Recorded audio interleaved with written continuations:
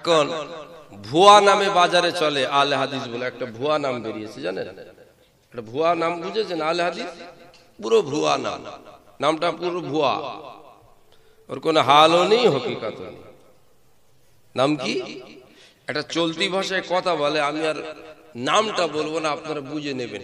বলে ঘরের ভেতর কে, কি বলে? কলা খায়।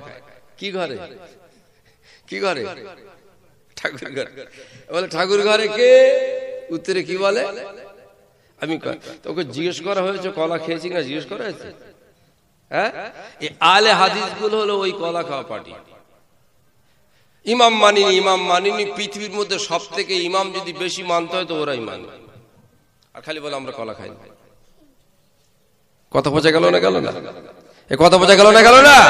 বলে কলা খাইনি, আর ওরাই বেশি কলা খায়, ওরা কলা ছাড়া চলতেই পারে। আল্লাহ নবী নবী সোনা নবী আমার বললেন, ইদা কুব্বিরাল মাইয়িত, মাইয়িতকে যখন কবরে দাফন করা হয়ে যায়, ও আমার মুমিন মুসলমান ভাইরা, মাল মাইয়িতি ফিল কবরে, মাইয়িতকে কবরে রেখে দেয়া হলো কাল গারিকিম মুতাগাম্মিস। আল্লাহ নবী পাক বললেন যেন ওই মুর্দাটা ডুবো জাহাজে যাত্রীর মতো হয়ে গেল। আমার দয়া নবী পাক বললেন, ও দুনিয়ার বেঁচে থাকা সন্তানেরা, তোমরা জানো না, তোমরা জানো না, তোমার আব্বাকে দাফন করে দেয়া হলো, তোমার আম্মাকে দাফন করে দেয়া হলো, তোমার ভাইকে দাফন করে দেয়া হলো, তোমার বোনকে দাফন করে দেয়া হলো।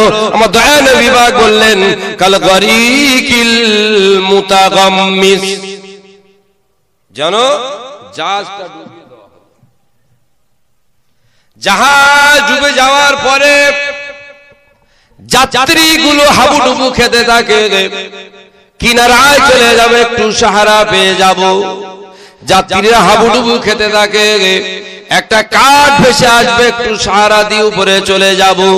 আমার দয়ার নবী বলেন, ও ছেলে তুমি জানো না, ও ভাই তুমি জানো না, ও প্রতিবেশী তুমি জানো না, ও বন্ধু তুমি জানো না, ফাইজা লাহিকা মিন আবিন আও আখির আও সাদিকিন কানা খায়রুম মিনাদ দুনিয়া মা ফিহা, তুমি যখন এই কবরে মুর্দার জন্য একটু দোয়া খায়র করবে, আমার দয়ার নবী পাক বলেছেন ডুবো যাত্রীর মতো একটা কাঠ যদি ভাসিয়ে দেয়া হয়, ডুবো জাহাজের যাত্রী কাটে ভর দিয়ে ডাঙায় উঠে জানটা বেঁচে যায়, তোমাদের মুর্দাগুলো তোমার সব রেশনি পাওয়ার পরে ডুবো জাহাজের যাত্রীর মতো দুনিয়ার উত্তম সম্পদ পেয়ে আল্লাহ দরবারে নাজাত পেয়ে যায়। হাদিস তো কানা খায়রুম মিনাদ দুনিয়া ওয়া মা ফিহা, পৃথিবীর শ্রেষ্ঠ সম্পদ। আর মৌলবী তুমি ফতোয়া দিচ্ছ ওসব মরে গেছে, আর কি হবে? মরে গেছে আর কি হবে, তাই না? এদিনে সোদপুকুরে বলে একটা গ্রাম আছে, ঢোলার দিকে জলসায় গেছি।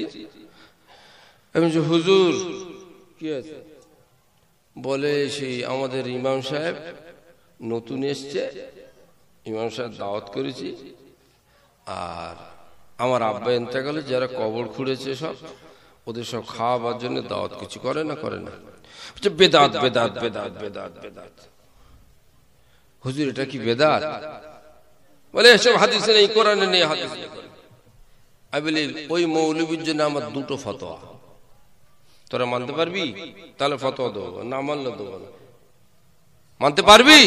চুপ করবি। এক নম্বর ফতোয়া হলো ওই মৌলবীর বাপ মরে গেলে কেউ কবর খুলতে যাবে না। এক নম্বর ফতোয়া।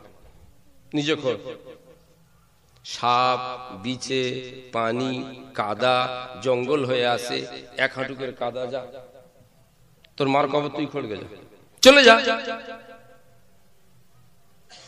আর দু নম্বর ফতোয়া হলো যদি গ্রামের লোক খুঁড়তে যায় ৫,০০০ টাকা রোজ লাগবে। হারামের গতর আছে, তোর বাপ মরে গেছে আমি কবর খুঁড়তে যাবো, গতর হারামের ফতোয়া দিতে এসছি সেখানে। এই লোকগুলো যে গেল, এটা তো তকদির ভালো, ওরা তো দয়া করেছে তোর বাপের উপরে, তোর বাপের উপরে তো দয়া করেছে। আর শরিয়াতে আমি ফতোয়া দিচ্ছি কবর খুললে মজুরি দিতে হবে। গ্রামের লোক তো নেয় না, দয়া করে, ইহসান করে, মানবতা দেখায়, বিবেক দেখায়, মায়া দেখায়। আমার আব্বার জন্য সে এতটুকু উদারতা দেখালো, আমি ন্যূনতম বাপের বেটা হয়ে তার একটু খুশি করার জন্য এক মুঠো গালে তার ভাত দেবো, তুমি ফতোয়া দিতে হচ্ছে এখানে? এখানে ফতোয়া দিতে হচ্ছে কেন? ওর বাপ মরে গেলে কি কবর করতে বলবে? এই করে করে ফতোয়া, এইসবের ফতোয়ার কোনো বিষয়ই না। এইসব যে মানুষ ফতোয়া দেয়, এইসব মানুষ ফতোয়া দেয়, কত কিছু ফতোয়ার পড়ে আছে, ছোট্ট ছোট্ট জিনিস। আমি একটা মারাত্মক হাদিস বলে যাচ্ছি, মারাত্মক ডেঞ্জার হাদিস।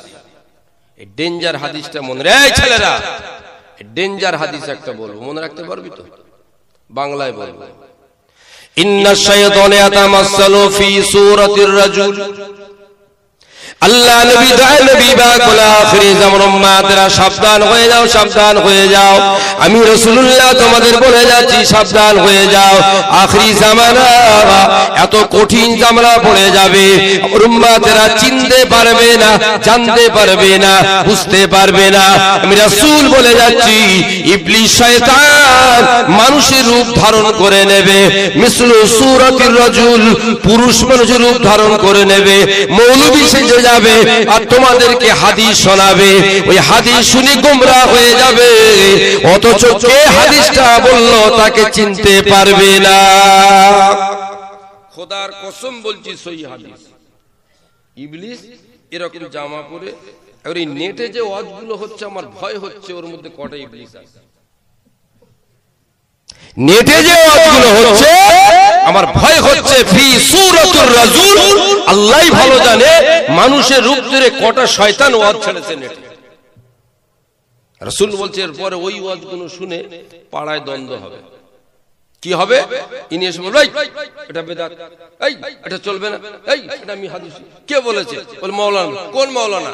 বলে পরিচয় বলতে পারবো না, দেখলে চিনতে পারবো। কথা বোঝা গেল না? গেল না? প্রায় জায়গায় আমি বলছি ইন্নামা দীনু ইলমুন ফানজুর আম্মান তাখুযু দীনাহু।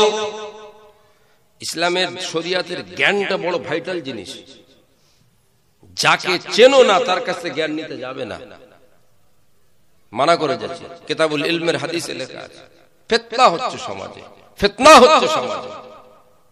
মাইয়িতের হক আদায় করুন, মাইয়িতের মরে গেলে সুযোগ পেলে একটু দাফনে যান, একটু জানাজায় যান, মাইয়িতের জন্য দোয়া করুন, মুসলমানের হক আদায় করুন, ফতোয়াবাজি না, বিশুদ্ধ অন্তঃকরণে এই কাজগুলো করুন। প্রতিবেশী চলে যাবে, ওয়াইত্তিবাউল জানাইজ, জানাজায় শরীক হবেন। আল্লাহ নবী দয়া নবী আমার বললেন, ও দুনিয়ার মুমিন মুসলমান ভাইরা, আপনার জানা চেনা অচেনা জানা চেনা কোনো মানুষ মাইয়াত হয়ে গেল, আপনি সুযোগ আছে আপনি তার জানাজাতে শরীক হয়ে যাবেন। আমার দয়া নবী পাক বলেছেন তার জানাজাটা আদায় করবেন, তার দাফনটা আদায় করবেন। কবরে দাফন করা হয়ে যাবে, তারপরে সব কাজ সমাধান হয়ে যাবে। সমাধান হয়ে যাওয়ার পরে তুমি তোমার বাড়িতে চলে আসবে। আমার দয়া নবী বললেন, আমার উম্মত তুমি জানো না, তুমি জানো না, তুমি জানো না কত বড় লাভবান তুমি হয়ে গেলে। তোমার আমলনামায় 2 কেরাত নেকি লেখা হয়ে যাবে। 1 কেরাত সমান একটা উহুদ পাহাড় বরাবর সওয়াব হবে। জোরে বলুন সুবহানাল্লাহ। জানাজায় যাবে, মাটি দেবে, ও তো সব ফরফরটি হয়ে আছে। 2 জায়গায় মানুষ পুরো ফরফরটি হয়ে থাকে, 2 জায়গায়। এক হলো ঈদের নামাজ, 8টায় যদি টাইম থাকে 8:05 হলে মুশকিল আছে। আর 2 হলো জানাজার নামাজ। এই কি হলো রে, এই কি হলো রে, এই কি হলো রে, লাপালাপি। আর আরেকটা আছে পেটে বাজ পড়ে। পেটে বাজ পড়ে কি বাজ জানো? শুক্রবার করে একদল মুসলমানের পেটে বাজ পড়ে। কি বার বলো না? বার নাম বলেছি, কি বার? গাধা সারা সপ্তাহ ভর বেড়াচ্ছে, ওর পেটে বাজ পড়ে না। শুক্রবার খালি ইমামের সালাম ফিরে দোয়া করার অপেক্ষা ওর পেটে এত বাজ পড়েছে, ও ছিটকা ছিটকি করছে মসজিদে কখন বেরোবো, গিয়ে ভাতে বসবো। কোথায় সুন্নত চলে গেল, কোথায় কি চলে গেল, ওর আর হিদায়াত জ্ঞান নেই। ও পুরো পাগলা হয়ে গেছে, ওর পেটে বাজ পড়ে গেছে। তোর বাজ কিন্তু বন্ধ হবে না, তোর মরার আগে অন্য বাজ পড়বে। ফজরের আগে সুন্নত নামাজ আছে না নেই? জোরে বলো। জোহরের পরে সুন্নত আছে না নেই? মাগরিবের পরে সুন্নত আছে না নেই? এশার পরে সুন্নত আছে না নেই? আপনাদের জানাশোনা কোন মুসল্লি জোহর বাদ সুন্নত না পড়ে পালায়? কথা বলছে না কেন? জোহরের নামাজের সুন্নত না পড়ে পালায়, মাগরিবের নামাজের পরে সুন্নত না পড়ে পালায়, এশার পরে সুন্নত না পড়ে পালায়। এর হয়েছে কি? শুক্রবার সুন্নত না পড়ে পালায় কেন? নিশ্চয়ই পেটে বাজ পড়েছে, এর পেটে বাজ পড়েছে নিশ্চয়ই। এ কথা বলছেন না কেন? এর পেটে বজ্রাঘাত না পড়লে তো সুন্নত না পড়ে কোন সুন্নত বাদ দেয় না। এই জুমার দিনের সুন্নতটা বাদ দেয় কেন? সুন্নতটা কার? সুন্নতটা কার? নবীর। ফরজটা কার? আল্লাহর। গাধা, তুমি জুমার দিনে জুমার নামাজ আদায় করতে গিয়ে আমার রাসূলুল্লাহকে ছোট করতে গিয়েছিলে। মৌলবি ফতোয়া দেয় না, খালি বলছে এই মোনাজাতটা কেন করলে? এমন করে হাত তুলে মোনাজাতের বিরুদ্ধে ফতোয়া দিচ্ছে, মনে হচ্ছে না আমরা হরে কৃষ্ণ হরে রাম করছি। আর আমার রাসূল হাত তুলে মোনাজাত করতে করতে করতে করতে করতে করতে করতে করতে আল্লাহ এত জোরে এক একবার হাত তুলে ফেলতেন, আল্লাহ রাসূলের সাহাবারা এই নূরের বগলটাও দেখতে পেয়ে যেতেন।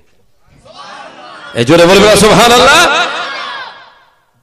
এসব তো ফতোয়ার জিনিস না। ফতোয়ার জিনিস ওইটা, এই তুই পালালি কেন নামাজ পড়ে? এ ফতোয়া নেই। নেট খোলো, এ ফতোয়া নেই। নেট খুললে কাটিং করার ফতোয়া, খালি কাটিং করো, কাটিং করো, কাটিং করো, কাটিং করো। ও আমার ভাইরা, জওয়ানেরা, যুবকেরা, আল্লাহ নবী দয়াল নবী সোনা নবী আমার জানাজা নামাজ আপনাকে যেতে বললেন। ওয়া ইত্তিবাউল জানাজা, জানাজাত আপনি শরীক হবেন। ও মুমিন মুসলমান ভাইরা, আমার দয়াল নবী সোনা নবী আমার মদিনা শরীফে জানাজা নামাজের ইমামতি করতেন। কারণ আব্বা ইন্তেকাল হয়ে গেলে, আম্মা ইন্তেকাল হয়ে গেলে আমার দয়াল নবী পাকের দরবারে আসসালামু আলাইকা ইয়া রাসূলুল্লাহ, আমার আব্বা ইন্তেকাল হয়ে গেছেন, আমার আম্মা ইন্তেকাল হয়ে গেছেন, ও দয়াল নবী সোনা নবী আপনি জানাজা নামাজটা আদায় করে দেন। ওরে আমার বাবেরা ভাইরা, আল্লাহ নবী দয়াল নবী সোনার নবী আমার আপনি জানাজা নামাজ আদায় করতে কি হুজুর আমার জিজ্ঞাসা করছেন, ও বাবা সাহাবারা, আজকে যে মাইয়িতের জানাজা নামাজ আমি রাসূল আদায় করব, কেউ কি বলতে পারো বাবা এই মাইয়িতটার জীবনে কোনো দেনা আছে কিনা? এই মাইয়িতটার জীবনে ঋণ আছে? ক্বালু নাআম ইয়া রাসূলুল্লাহ। হ্যাঁ, হুজুর বলছেন ফাসাল্লু সাহিবুকুম, বাবা আমি চলে যাচ্ছি, তোমাদের ভাইয়ের জানাজা তোমরা পড়িয়ে দাও। যার দেনা আছে তার জানাজা তোমার নবী পড়াবে না। কেন? আল্লাহর রাস্তায় কোন মানুষ যদি শহীদ হয়ে যায়, ওমান ক্বাতালা ফি সাবিলিল্লাহ ইউকাফিরু যুনুব, সব গুনাহ তার মাফ হয়ে যাবে। জোরে বলুন সুবহানাল্লাহ। ইল্লাদ দাইন, আল্লাহ নবী বলে ইসলামের জন্য জিহাদ করেছেন, শহীদ হয়ে গেছেন, কতল হয়ে গেছেন, কাফেররা মেরে দিয়েছে, ইহুদিরা মেরে দিয়েছে, মুশরিকরা মেরে দিয়েছে, বেদিনরা মেরে দিয়েছেন, কতল হয়ে গেলেন, সব গুনাহ মাফ হয়ে যাবে। আমার দয়ালু বলেন বাবা সাহাবারা, ওই ঋণটার ওর গুনাহটা মাফ হবে না। আমি রাসূলুল্লাহ ওই দিনদার জানাজার নামাজটা পড়াতে পারবো না। এই সব ওয়াজ করো না। জানাজার পরে হাত তুলে মোনাজাত কেন করলে? এই ওয়াজ করতে কে বলে? মোনাজাত করলে কি আর না করলে কি? এই ওয়াজটা করো, দেনা রেখে মরো না। এই ওয়াজটা করো। আমার রাসূল জানাজা পড়াতে গিয়ে ফিরে এসেছেন, বাবা আমি পড়াবো না। কেন গো? এর দেনা রয়েছে। কে সুঝবে? কে সুঝবে?